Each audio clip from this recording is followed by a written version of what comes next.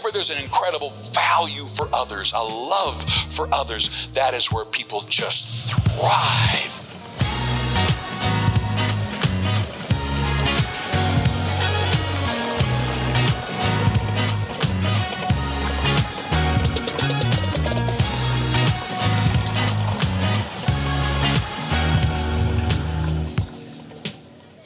Thrivers, you know, that's my new phrase or term I want to call you guys, and it's been coined by Eden. But good morning, good to have you guys here. You know, it's wild that we're already at the end of the year. It feels like this 2024 just went by so quickly, but here we are, and we're stepping into 2025, and it's right on our doorstep. My prayer for you is that 2025 is a year filled of hope, filled of joy, filled of opportunity that you seize, that you take and you allow God to use for your life to grow, to help your families, your friends. You know, if you're dealing with anything, we also want to let you know that our phone lines are always open. And one of the things that in doing this show, I made sure we had to do was to have phone lines that were live right now on the spot. And I love that. It's one of my favorite things. And so we've got staff of Miracle Channel who are ready to answer your call. The number's on your screen, and please don't just ignore it. If you're going through something, we want to pray with you. We want to believe with you. Yeah. You know, the Bible says that the prayers of a righteous man or woman make tremendous power available, but we have to pray.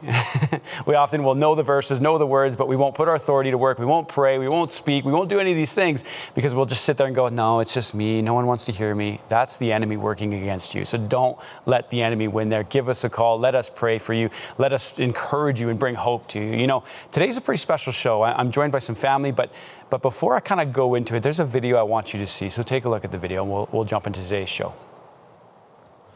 I met a trucker from Quebec. He said, I lost my job. I'm here for my children. And my neighbor said, I know you can't afford to pay your mortgage, but I'm going to pay it for you because you're in this convoy right now. Another trucker, because they've been really blessed here, they said people are coming up. Thousands of people are coming up saying thank you. So I guess part of this live was because I just needed to feel a little more free with how I felt. And I was tired of being quiet about everything and holding a line that I didn't know what I was holding it for. Because if I started talking about, you know, whatever topics in radio we love to talk about that makes you forget about what's going on in the world, and normally I'm all about that. I think positive is good, but this is positive. And for me to be able to stand here and say that I always look at things glass half full and then not tell you about this convoy is going against everything I believe in. These men and women are in their trucks because they believe in something. And if you haven't been here, or if you go to a certain source and that's your information, it's great. I just ask that you talk to more people. Open up how you get your information. Wow. So this is Heather Prosak. She's actually a great friend and family member of ours, and she's joining us for today's show. And she's been in media for 20 plus years. Heather, thank you for joining us. I almost cried again watching that. That just brought back the emotion. Totally. It was so You can feel good. it. You can feel it in your voice. You're talking about some incredible points there that I'd love to kind of unpack a bit. But tell us about you starting maybe that Facebook Live there. Well, it was interesting. I spent 5 days in Ottawa, and the plan was to do the video or do pictures and then talk to colleagues the rest of the year. You know, go out for dinner and be like, oh no, you guys need to see this. Here, play. My last day there, I was on holidays. My last day there, I woke up and I had a prompting. And the prompting was, you should do a live. And I'm like, that's silly. It must be because all the people are live streaming around me. That's why I'm feeling that way. And so I sat with it. I didn't do anything with it. And then for some reason, I got this overwhelming, I call it an opportunity. I had an overwhelming sense of what would happen if I turned around and went back to Calgary and didn't do the live video and just went back on the air and did my thing. Dread doesn't even put it into words. I can't explain that feeling to you. Yeah. It was like I was shown what I was going to be living with every day if I didn't do that video. So give me some context Yeah. before, or help our audience understand the context of why the conflict. Like when you were there for 5 days, you hadn't streamed it, social media it, talked to anyone about it. Right. But why the conflict? So for them at home, because they probably don't understand. Well, maybe, of course, why not live stream? What's the problem? Right, Yeah. of course. So 23 years in media, no one tells you what to do and what not to do. Yeah. But we all can agree that this was a political and emotional moment. Yeah, what was the going on. Freedom Convoy, The Freedom for those who are at Convoy. home. And so what was happening was there was this push and pull where you could clearly see there was a certain narrative that was being played. And that's actually why I went to Ottawa, was because I was like, well, I've never seen this before, that there is only just one narrative. Yeah. When it is clear, if you're watching anything on social media, there's all these amateur photographers and live streamers that are showing you another side. So the reason that I struggled with that is because I wasn't seeing the people that I know well talking about it. Yeah.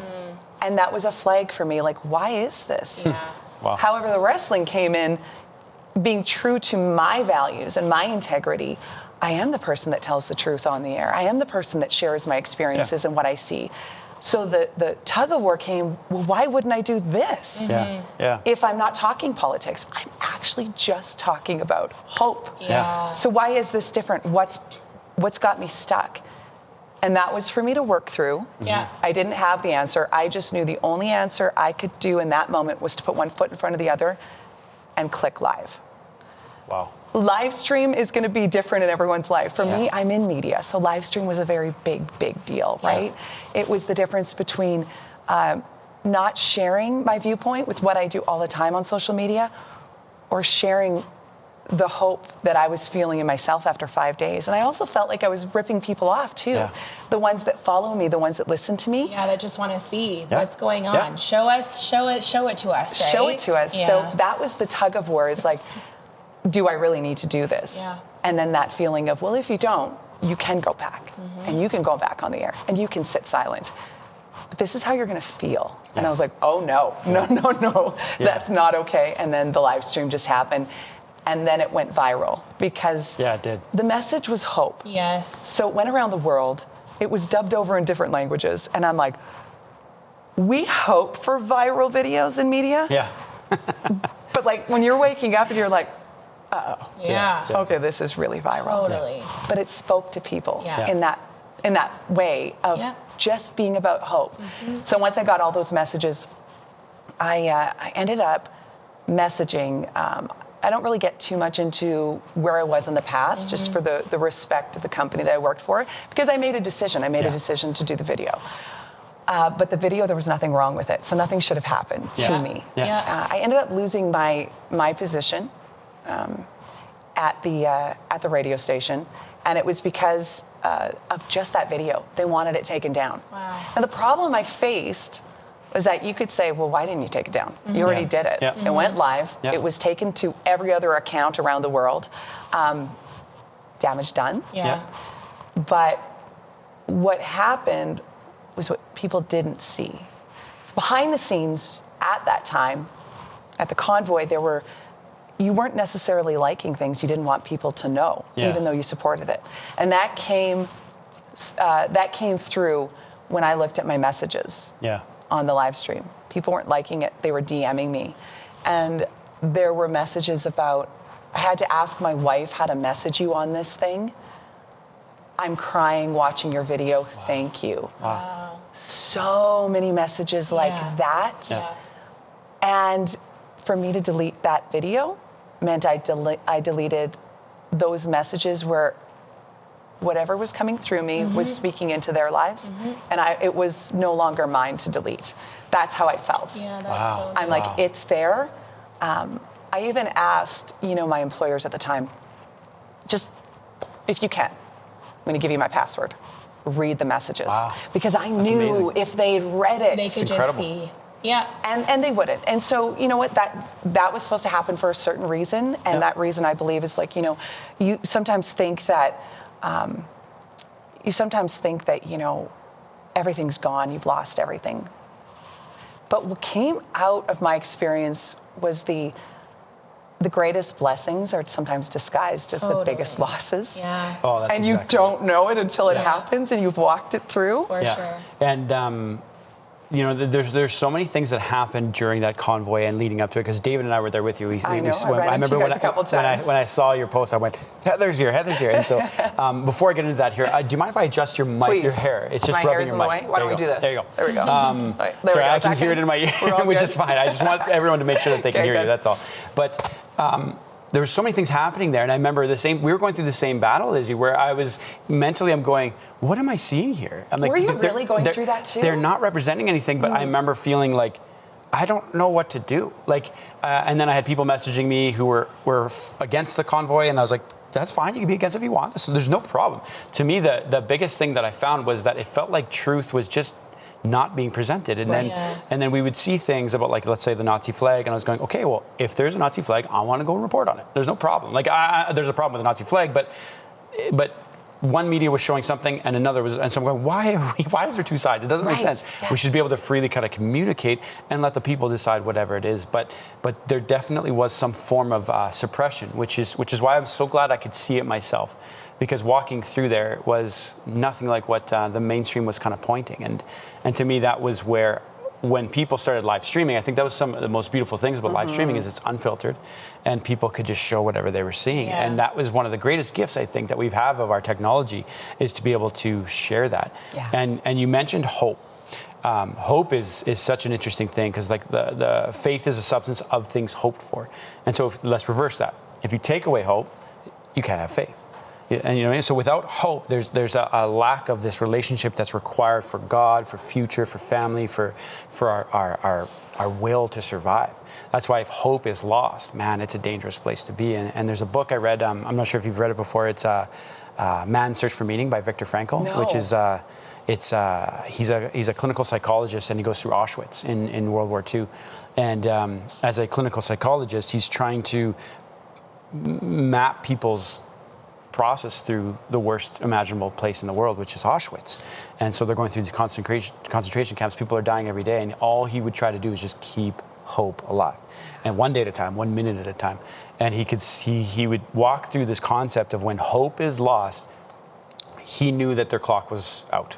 That even if they would just give up and go against the officers, and let's say they tried to just smoke in front of an officer, he knew that they lost hope. He goes, their body would actually decay and they would die. They would die within 12 or 18 hours of hope being lost. And I remember reading that in the book going, wow, hope is one of the most powerful things in the entire world. And we must maintain hope. And so I love what you said, that the idea of you going home and not sharing is quite a brave thing for you to be like, okay, well, I'm going to share anyway, but you might have lost hope had you not. Absolutely. Yeah, That's a great point. Yeah. And I didn't even think about it that way. I get the feelings, right? You kind of look at how you'd feel, and I'm like, I'm not going to sleep. Yeah. I'm going to be stressed, and I can't. There's no takebacks after that moment's gone. Yeah. You can't go, well, I'm going to go back to Ottawa and do the can't video. fix it. It's done. Totally. Yeah. But you're right. I would have lost the hope in the meantime, and lost it on such a level, because I had an opportunity that I could have done something and I didn't. Yeah. So now we're getting into where I'm like, wow, my grandpa fought in World War II. I'm like, if he did that, I can't do a live stream. I know, right? What is wrong with me? Yeah, I know, right? totally. Totally. I think it was sad to see the picture that everyone painted, because, you know, having family, you and our husbands pick up and leave and go, well, we're going. And I'm like, okay, like, what is to be expected? And to see the one-sided of things that is trying to just drive fear into everyone, and they're harming people, they're destroying the city. Like, it was interesting to hear a lot of these things, and I'm like, what are they walking into? Like, why are they painting such a... But then to see you do your live, and Jeremy and Paul and David go there, and they would call me every day and they would say, I have never met such amazing people, such loving people, and amazing. The hope that we feel in this street right now. It was one of those things where I'm like, man, like, it's sad. You know, I always go back to what the enemy meant for evil, God will turn into good. Yes. And just trying to downplay and quiet and silence all the people that are just trying to show what is really happening right now. There is no secret. Look at every which way you want to do it. Excuse me. But don't just get it from one thing. Make sure that you're opening your eyes to seeing, like, is it really what they're saying? Or maybe I'll look around and I'll get another opinion from other people.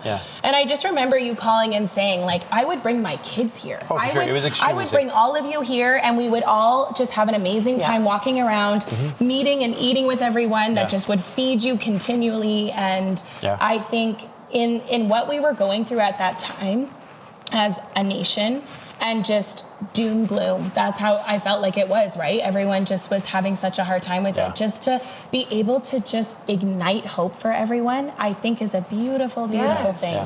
So I think it's amazing that you guys took it on and decided to go and decided to do what felt good for you, but also showing everyone else wanted to see what it was that you were experiencing. Well, I have a question for you too. So in the face of trying to make that decision to do it, knowing that there'd probably be high risks to doing it, and that there'd be a great price to possibly pay, maybe your job or not, you didn't necessarily know. No, I didn't.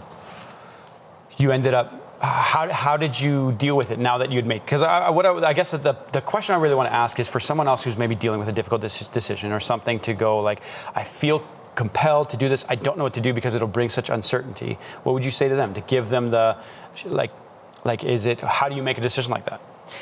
I had a few people call me after my experience because they were wrestling with the same thing. Wow. So we were at a different time. Ottawa was done at that point. And I was asked a similar question. The way I answered it was, if you have a decision to make and you get rid of everybody in your life, there's no one. Your husband's not there, your wife, your kids, your employer. And you're like sitting alone, right? You just got you and a cup of coffee. Do you feel good or bad about your decision? That's a great way to put it. I love that. And the answer is very clear. If you can get rid of this, and then you start to bring everyone else into that, and then you start to chip away from you again. But yes, you start to bring them back in and go, okay, what about my husband, my wife? Because of course that's important. You have to bring those people in.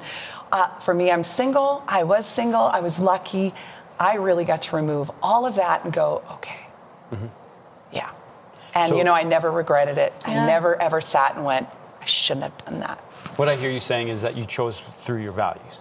Your values were leading you. And walking in line with what your value system is and your integrity is, you're never going to go wrong. Even if your world changed, even if what you thought, like I didn't think that was going to happen to me. I really thought, these people are rational. We are going to be able to communicate through this. And it was like, surprise, no. But where I'm at now is even bigger and better than I was then. Because that's my next question, is once you were surprised by the outcome of it, and you were now dealing with a bit of a storm on your hands, a little bit. And that's a small way to put it. What would you say to someone who's maybe at that step, who was like, I did the decision, and now I'm like, what did I do? And now I have to pay for the consequences of my decision, even though I did what I thought was right and I stuck to my values, but what is going on? It's not all panning out like maybe I thought it would. There's a lot of crying. Like, I mean, I'm not going to be like, well, I was just like so good. For sure. There was a lot of crying and moments of like, where I'm usually quite controlled in my emotions. I wasn't at that time because it was a storm and I had no one. Like I have family and friends, but nobody knows the walk you're on. So I actually recorded videos of myself breaking down crying. Because for some reason I knew, and that's faith and hope, I knew it was going to get better. It wasn't always going to stay like this. And I knew it. And that's what I would say to that person going through that. If you're struggling, it's not always going to be this way. So put one foot in front of the other is what I kept telling myself. 1 foot. Half a step. And when I went by that, I didn't get overwhelmed. I didn't go, now what? It was just one step. So good. And so that was... It sounds simple, doesn't it? No, but I love that because I think people forget that if it's just you continue to just move forward, you'll see the amazing things that can happen. Obviously, we live in a world where stuff happens and you're going to be hurt and there's going to be trials and storms that you're going to walk through. And people are going to say things to you to try to set you back. And that happened to me as well. To have the conviction that you did, to just be like, nope, this is how I'm going to stand with this. I'm going to keep continuing. I'm going to move forward. I think, what we've learned growing up is when you're stagnant and when you stay still, that's where everything could start to crumble. You're just not doing what you're not moving forward. You're not trying to, and when you trust in God and through our walk with God and all of this, it's a beautiful thing to see where it takes you on the other side and where you're imagining like, oh no, I've lost all this, but I love how you said, and now look at where I am. And I'm just so blessed with the life that I have and where it took me, Well, and I have a graph here, and I think we have it on the screen. If you guys can throw it up on the screen really quick. It's this is a graph that I was shown at a leadership conference, and they talked about this is the curve of change, or there's multiple names for it, of the curve of grief, the curve of just the way that we as humans handle grief, change, or hard difficulties. And so you'll see the shock and denial at the top there, so that's the beginning, and to the right is as time goes on. And so shock and denial of the initial change, and then steps into anger, and then bargaining, and then eventually depression, where you get to the lowest low. And once depression is kind of lifted, if you have hope for the future, you'll start to step into acceptance of whatever situation you're in. And this is actually what happens to grief.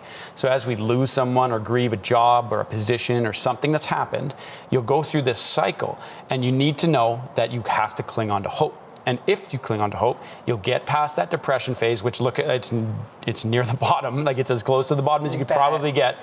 And then you start to step into acceptance, and that's when you start to build back, and you kind of come back and realize, I'm going to be okay, I'm going to get through this, and there's a future in the front of it. And that's where the Word of God is perfect for these types of situations. Is it's not saying there won't be hard times. In fact, it says there will be storms. It tells you where to build your house, not on the sand, but on the rock. And it gives you instructions constantly. We were talking about that this morning, where the Bible constantly talks about you're more than a conqueror. Why does the Bible need to say a verse like that? You know what I mean? If you didn't need it, it wouldn't say it. Yeah, totally. True. I always think about the verse, I can do all things through Christ who strengthens me. Well, why does that verse there? Because you're going to get to a place where you realize I'm doing something that I don't feel like I can do whatsoever. But the Word says something that doesn't feel like I can get through. But that's the idea. It confronts and it's going, you can hang on to that hope of that positive expected future. And if you do, you'll step into that acceptance phase and start to climb. And if you notice, the graph starts to go above from where it actually initially started. And that's actually the grief cycle. And I remember seeing that going, and this was a non-Christian conference I was at, like, that's the Bible. This is what the Bible teaches us. Like, this is exactly it. And so I remember I screenshot it and I was like, and I just studied it and just started to look at it and go, this is how we as humans, and if we're not careful, you'll never leave that depression phase. You have to hang on to that hope. And that's essentially what I was alluding to with the book of Man's Search for Meaning, is when he saw people lose the hope at that bargaining depression stage where they feel their lowest low, he's going, there's a higher high. You just have to believe me, there's a higher high. And if you can hang on to it, you'll get through it and you'll come out on the other side. And maybe not necessarily the same job or whatever situation you're dealing with, but I know as a testament from your life and the way I see you, I'm going, it feels like nothing has affected you, because I look at you got a spring in your step, you're dealing with life, you're growing, you're expanding. I feel like you're the busiest you've ever been, and just exploding in great ways. And it's refreshing and cool to see, because I saw how much you put on the line. And I was very encouraged by that, because I remember when I was there dealing with the battle of it from a media perspective, I was like, I saw your video and you encouraged me, and I was like, let's get out there, let's go. Amazing. You know what was interesting about that, speaking of encouraging, that depression part, that part of the graph, you can also stay there if you stay a victim. Totally. Why would they do that to me? How could they do that to me? And I never once went there.